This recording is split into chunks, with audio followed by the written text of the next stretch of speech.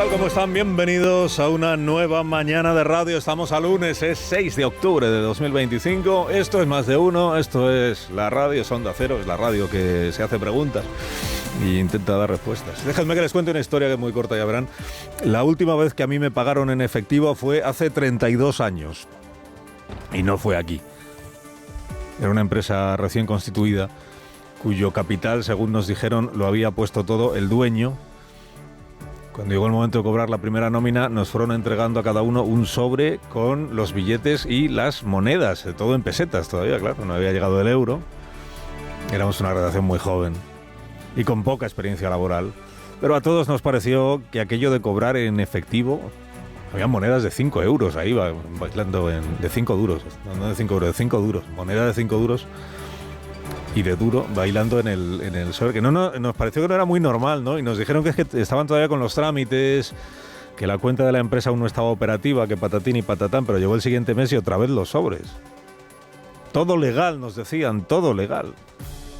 Supongo que hasta firmábamos un recibí, no lo recuerdo, pero la pregunta que sobrevolaba el ambiente era: ¿tantísima pasta en cash? ¿De dónde sale? ¿Dónde se guarda? ¿Y cuándo ha sido declarada? Claro, porque le hicimos la pregunta a nuestro jefe directo y su respuesta fue: mejor no saberlo. Aclaro que no era periodista, sino hombre de confianza del dueño. Ahora les cuento otra historia. Esta mañana son 2 por 1. Mira, había una vez en España un ministro que tenía a su cargo el salvamento marítimo y en su condición de máximo responsable viajó a Canarias la tarde de un jueves para supervisar la actuación de su ministerio en el trato a 2.000 inmigrantes que habían llegado desesperados al muelle de Arguineguín en Gran Canaria. El viernes visitó el muelle, el sábado aprovechó para ver cómo iban las obras del aeropuerto sur de Tenerife y ya que estaba en Tenerife, pues se quedó a pasar el fin de semana con su familia, que había viajado también oportunamente en las mismas fechas. Se alojaron en el Hotel Palacio de Isora, espléndido sitio, y cuando llegó el momento de hacer el check-out domingo por la tarde, quien fue a recepción a abonar la cuenta fue el asistente personal del señor ministro, un tipo grandote y con cara de pocos amigos, que según el registro de la habitación que él mismo había ocupado respondía al nombre de Koldo García Izaguirre. Tal como lo contó ABC, 4 meses después, el ministro seguía siendo ministro y Koldo seguía siendo Koldo. Tal como lo contó este periódico, lo que ocurrió fue que aquel domingo por la tarde el asistente llegó a la recepción del hotel, le dijeron cuánto era, abrió la mochila, sacó un fajo de billetes y lo abonó en efectivo todo, casi 1.800 euros. Pidió factura de cada una de las habitaciones y las distribuyó en 3 sobres. En uno ponía Ferraz, en el otro ponía Ministerio y en el tercero ponía José. Y según publicó el periódico, fuentes del entorno de Ábalos explicaron que tanto el ministerio como el partido adelantaban el dinero para gastos y luego Koldo lo justificaba. Pero resulta que en el PSOE les dijeron que no, que si acaso era al revés, que lo que había podido pasar es que Koldo adelantara él el dinero y luego pasara los gastos para que le fueran reembolsados. Claro, ahora que sabemos que el reembolso se hacía también en efectivo, pues cabe pensar que le entregaban en un sobre, lo que le entregaban en un sobre él luego lo guardaba para el viaje siguiente y entonces iba pagando en efectivo y cobrando en efectivo todo el tiempo. Y así el hombre pues iba haciendo sus cuentas e iba preservando a su jefe, el señor ministro, de una tarea tan ingrata, ¿verdad?, como ocuparse él mismo de pagar sus gastos y los de su familia. Eso explica que en 4 años José Luis Ábalos no usara ni una vez su tarjeta del banco. En 4 años, ¿eh? Y eso explica que los gastos luego hemos ido sabiendo que eran muchos gastos.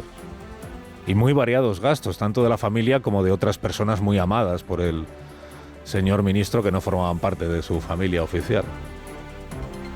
Total, que el ministro Ábalos pasaba gastos de representación como ministro al ministerio y como secretario de organización al Partido Socialista. Cuando hacía un viaje como este, el del Palacio de Isora, de ministro secretario, porque luego le ponían actos del PSOE para poder justificar que también iba como secretario de organización del partido, cuando hacía un viaje como este, los gastos de representación, ¿cómo se repartían? ¿A la habitación del hotel la ocupó como ministro o la ocupó como secretario de organización o la ocupó como José? quiero pensar que si pasaba gastos de representación al partido y al ministerio, no le pasaría también gastos de representación al Congreso de los Diputados, ¿no? También era diputado. Porque entonces la pregunta obligada es, ¿pero el salario real de este ministro cuál era? Todo el día representando. Gastos de representación por aquí, gastos de representación por allá. Y Koldo también. Koldo también pasaba a representación, aunque no se supiera muy bien a quién representaba a Koldo. El viernes a esta hora recuperamos ese pasaje de todos los hombres del presidente. Siga el rastro del dinero. Repito, siga el dinero. Exacto, siga el rastro del dinero. Y en eso está la UCO. Y aún no ha acabado. El viernes se conoció este informe que dice que el PSOE pagaba en efectivo a su secretario de organización, señor Ábalos, por los famosos gastos de representación. ¿Por qué en efectivo y no ingresándoselo en una cuenta vía transferencia? Es algo que el PSOE no ha llegado a explicar. Es un sistema que había, oye, que luego cuando llegó Santos Cerdán ya lo cambió, dicen. No era ilegal, claro que no. No es ilegal pagar en efectivo. Bueno, si en el sobre van más de 2.500 euros, igual sí lo es, conforme a la ley antiblanqueo que impulsó el propio Partido Socialista, ¿no? Entiéndalo usted, Hacienda, cuando ve moverse mucha pasta en billetes, desconfía, sospecha. Bien lo sabe la ministra María Jesús Montero, que ahora compatibiliza su cargo con el de vicesecretaria general, o sea, número 2 del Partido Social. Esto de los sobres con billetes en efectivo, ¿esto era exclusivo del tándem Ábalos-Koldo o era costumbre de todos los cargos orgánicos del PSOE y de sus asistentes y de sus conductores? Porque si todos los cargos orgánicos del PSOE y sus asesores y asistentes pagaban gastos de estas cuantías y todo lo recibían en cash, oiga, el volumen de efectivo que manejaba la sede central del PSOE era bien notable, ¿eh? Ha explicado el Partido Socialista, esto lo he leído en El Mundo, que en el sobre este que aparece en las fotos, que es un sobre del PSOE con los billetes dentro y pone 2.950 a Koldo, que claro, son más de 2.500, que es el límite legal para el blanqueo. Ha explicado que es que probablemente, aunque pusiera Koldo, en realidad ahí dentro iba dinero también para otras personas. Para colaboradores del secretario de organización, que a través de Koldo pues también cobraban sus gastos de representación. ¿Esto también era normal? Que en lugar de pagar a cada empleado sus gastos, se le entregara a Koldo para que luego él repartiera entre todos los que estaban en su entorno. ¿En serio esto era normal? Dicen las crónicas que esto del cash terminó, como les digo, cuando tomó el control Santos Cerdán y obligó a demostrar que la comida que uno pasa, o el hotel que uno pasa, o el taxi que uno pasa, se lo ha pagado efectivamente de su bolsillo, que hay que demostrarlo. No vaya a ser que estés pasando tickets que en realidad no son tuyos.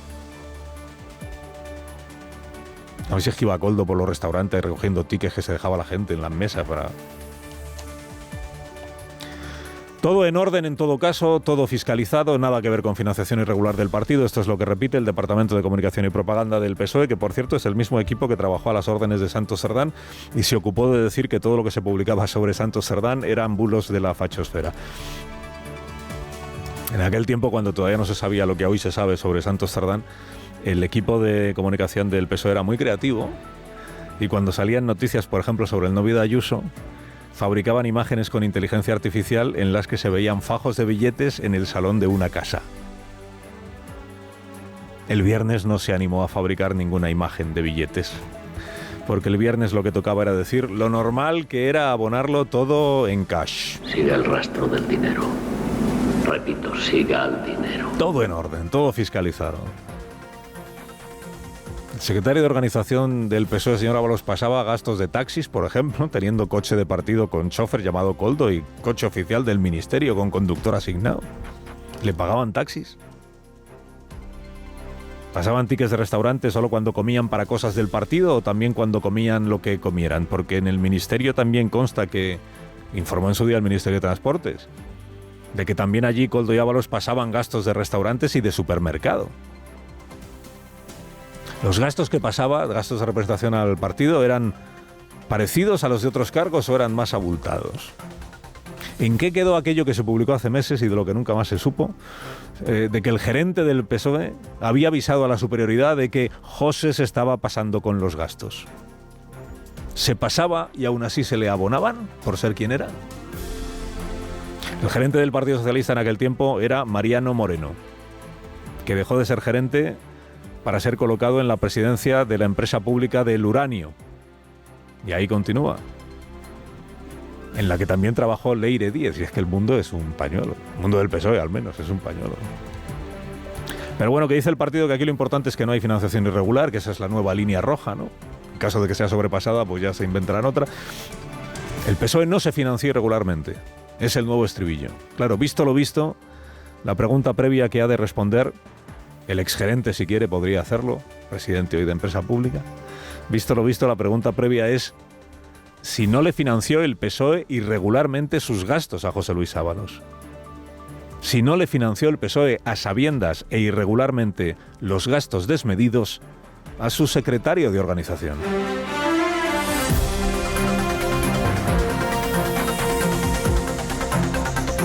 En Egipto comienza hoy la gran prueba de solidez o prueba de resistencia al plan que presentó Donald Trump para Gaza. Primer intento de negociación entre la delegación israelí y la delegación de Hamás. La organización terrorista aceptó el viernes poner en libertad a los rehenes que aún están vivos, 2 años torturados, y entregar los cadáveres de los que están muertos. Y a saber cómo estarán, en qué condiciones esos cadáveres. El ministro de Exteriores de Estados Unidos, señor Rubio, ha pedido que esa liberación de los rehenes se produzca ya y que Israel repliegue ya su ejército. La prioridad número 1, la que creemos que podemos lograr rápidamente, es la liberación de todos los rehenes a cambio de que Israel retroceda a esa línea en la que estaban a mediados del mes pasado. Y eso es en lo que estamos enfocados. Incluso mientras hablamos hay gente reunida discutiendo esto. Pues presiona el presidente Trump, presiona a los países árabes, Irán permanece callado, que no es mala cosa. El gobierno de Israel dice que está dispuesto a parar los bombardeos, aunque no se cansa de decir también que es Hamás quien tiene que demostrar su voluntad de desarmarse. Y en el resto del mundo pues está tan extendido hoy el escepticismo como la esperanza.